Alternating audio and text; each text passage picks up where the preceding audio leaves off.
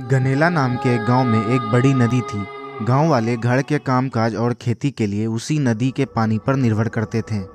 हमारे गांव में ये नदी नहीं होती तो हमारा जीना मुश्किल हो जाता। हाँ भैया, बात तो सही बोले आप।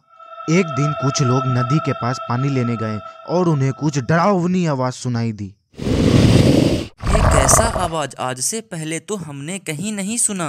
इतने में नदी से एक विचित्र और बड़ी हाथ निकली और एक आदमी को दबोचकर नदी में खींच लिया।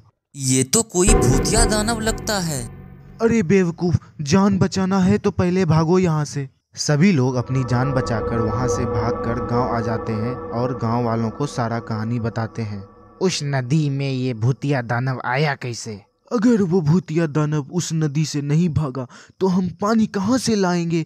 पानी के बिना हम जिंदा कैसे रहेंगे? किसी भी तरह हमें उस भूतिया दानव को मारना होगा। सभी लोग आपस में प्लान बनाकर नदी के पास जाते हैं और भूतिया दानव को उकसाकर नदी से बाहर निकालने की कोशिश करते हैं। अभी ओ नदी के भूत, हम नहीं डरते तुमसे, हिम्मत है तो बाहर आके दिखा।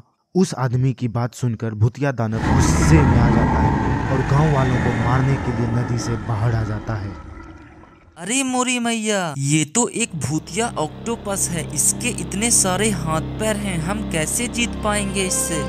जैसे ही भूतिया ऑक्टोपस नदी से बाहर आता है, गांव वाले जैसे तैसे भूतिया ऑक्टोपस को रस्सी से बांध देते हैं।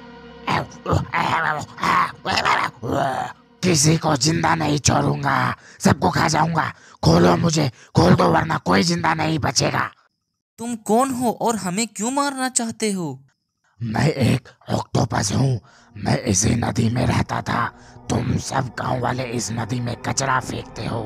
उन्हीं कचरों में फंसकर मैं मर गया और बदला लेने के लिए भूतिया ऑक्टोपस बन गया। हम बहुत शर्मिंदा हैं कि हमारे कचरे को नदी में फेंकने से तुम्हारी मौत हो गई, लेकिन हमारा गांव इस नदी के पानी के बिना जी नहीं पाएगा, इसलिए तुमको मरना पड़ेगा। वे लोग जलता हुआ मसाल भूतिया ऑक्टोपस पर फेंक देते हैं।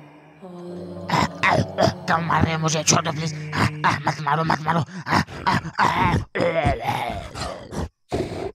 भूतिया ऑक्टोपस जलकर मर जाता है और सभी गांव वाले कसम खाते हैं कि अब वो कचरा कभी नदी में नहीं फेंकेंगे।